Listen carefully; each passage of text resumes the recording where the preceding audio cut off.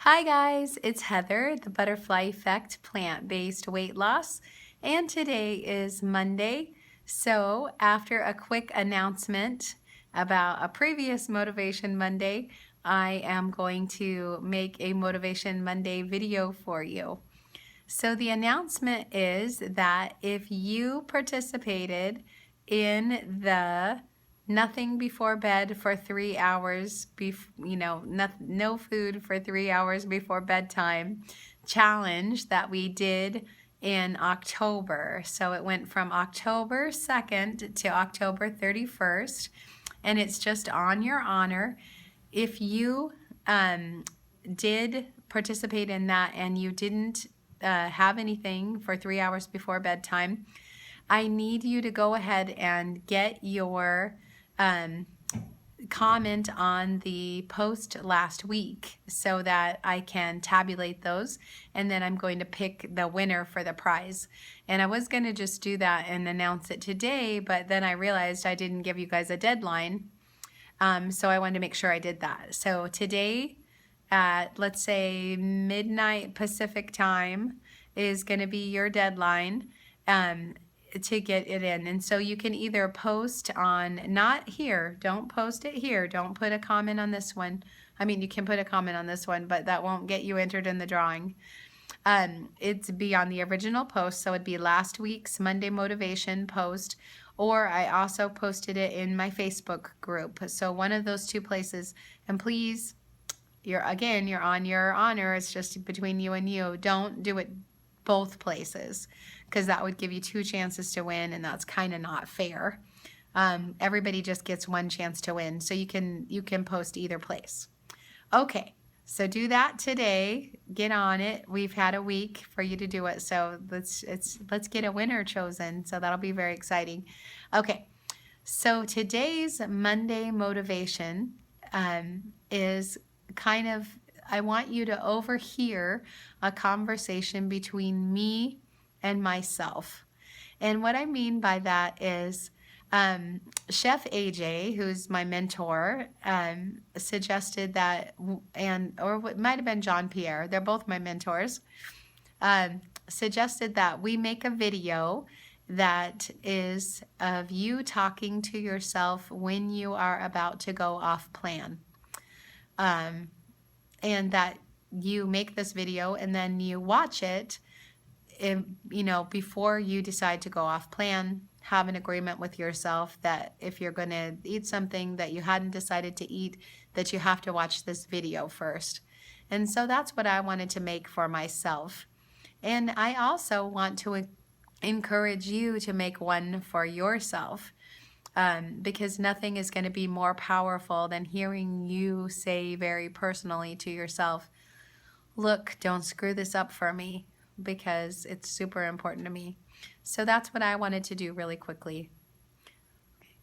So if you're watching this video, it means that you are tempted to go off your plan, and I don't know why you would want to do that. I am begging you, please don't do that. Don't do that to me, and don't do that to the person that you were all those pounds ago. So I just want to remind you of what life was like when we ate the things that you're trying to want to eat. So what life was like was that I weighed 436 pounds, and I'm only 5'1", so I was like 90 inches around in my belly and hips, and I was taller. I was bigger around than I am tall. And because of that, I couldn't walk very fast at all. I got out of breath just walking the shortest amount of distance. I couldn't stand. I could only stand for about 5 minutes at a time. And for a while there, I had to use arm crutches. I've also had to use a walker before, because I just exceeded the ability of my skeleton to hold me up. And I had a really pronounced limp. But the thing that I remember the most out of that time of my life was just being in a consummate amount of pain, especially my feet. I had plantar fasciitis. I had knee pain and arthritis. I had back pain. I had sciatica. I had migraines. Um, I would have occasionally like shoulder and neck pain. But especially sleeping was a big challenge because of pain. Whatever area I would lay on, I would get pain. And so I don't want to go back there. I don't want to be in pain all the time. I am so happy to just wake up in the morning and not like catalog all my aches and pains. And please don't make a decision that'll make us go back there. And let's talk about what it was like to feel out of control and out of integrity. I've loved animals since I was a little kid. I've always, felt bad for animals on farms, and I've never felt comfortable eating animals. I've always loved them. And I read a bunch of things in like college. I read Diet for a New America, and I read books on natural hygiene, and I read all kinds of health books, and Dr. Dean Ornish's book, and Dr. Nathan Pritikin's book. And so anyway, I knew the right way to eat, but I couldn't get myself to do it. We couldn't do it. And it was so hard to overcome that addiction. I couldn't do it. For 46 years, food owned me. And even I couldn't live the way that I believed. And I had such guilt about that. And I wasn't that great of a mom because I gave my kids a lot of processed foods. And I was really, my emotions and my energy level and everything were affected by that food. I was so dang tired just from carrying around all that weight that I was super tired. I would fall asleep at like 7 p.m. I could never go to a movie at night. I would just, I know I wasn't the mom that I wanted to be. And I know I didn't have the energy to like make sure that I was making healthy food for the kids. And it was just so much easier to put a frozen pizza in the oven. So I don't want to be that mom. I don't want to be like crazy mood swings, angry for no reason, freaked out over something small, stressed out because I'm spending all the money for the family on food. I mean, let's just say it. Like, I abused the finances, and I don't want to do that anymore. I spent so much money on fast food, and I don't want to have that feeling when I walk into a room and I'm the fattest person in the room. For years, I was the fattest person in every room I ever went into. I don't want to shop in the plus size section and pay a lot more money for the same clothes, or not even be able to find clothes that I like. I'm enjoying having new clothes. I don't want to grow out of these clothes. I don't want to get too big for them. I don't want to be on the internet getting fat again in front of everybody. Like, people have told me that I am inspiring them, that they believe in me because, they believe that they can do it because I did it, and because I was such a horrible food addict, like severely addicted. And I don't want to let those people down. I don't want them to watch me get fat and to go back to being completely out of control.